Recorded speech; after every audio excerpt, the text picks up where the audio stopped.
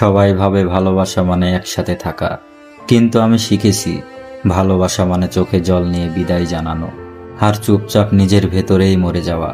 সেদিন ছিল খুব সাধারণ একটা দিন, কিন্তু আমার জীবনে সবচেয়ে অসাধারণ, সবচেয়ে ভয়ঙ্কর বিদায়ের দিন। আমি দাঁড়িয়েছিলাম ঠিক তার সামনে, চোখের দিকে তাকিয়ে বলেছিলাম, থাকো না প্লিজ, একটুখানি হলেও থাকো। সে চুপ, শুধু তার চোখের কোণে অল্প অল্প পানি, কিন্তু মুখে কোনো অনুভূতি নেই।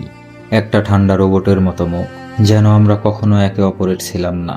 আমরা একসাথে কত কিছু ভেবেছিলাম, ছোট্ট একটা বাসা, সকালের নাস্তা একসাথে, রাতে একে অপরের গায়ে মাথা রেখে ঘুম। সেই সব স্বপ্ন আজ এমনভাবে ভেঙে গেল, যেন কাছের মতো গুঁড়ো হয়ে চোখে এসে ফোটে।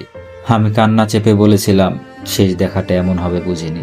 সে একটাও শব্দ বলল না, চুপচাপ ব্যাগটা তুলে নিয়ে চলে গেল, একটুও ফিরে তাকালো না। আমি ওর পেছনে তাকিয়েছিলাম অনেকক্ষণ, ভাবছিলাম ও থেমে যাবে, পিছনে ফিরে আবার আমার কাছে চলে আসবে। একটুখানি ভালোবাসা কি আমার প্রাপ্য ছিল না? তুই জানিস, আমি সেদিনের পর আর কখনো আয়নায় চোখ মেলাতে পারি না।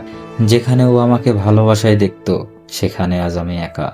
ও হয়তো এখন কারো খুব আপন, কারো সাথে হাসে, ঘুরে বেড়ায়, কিন্তু বোঝে না কোনো এক পাগল আজ রাত 3টায় ঘুম ভেঙে চোখে জল নিয়ে একটাই প্রশ্ন করে, আমি কি সত্যিই ভালোবাসা পাবার যোগ্য ছিলাম না? শেষ দেখা এমন একটা মুহূর্ত, যেটা জীবনভর বুকে পাথরের মতো চাপা পড়ে থাকে। ও চলে গেছে, আর আমি আজও সেই একই জায়গায় দাঁড়িয়ে থাকি, শেষ দেখার ঠিক যেখানে ও পেছনে না ফিরে চলে গেছিল।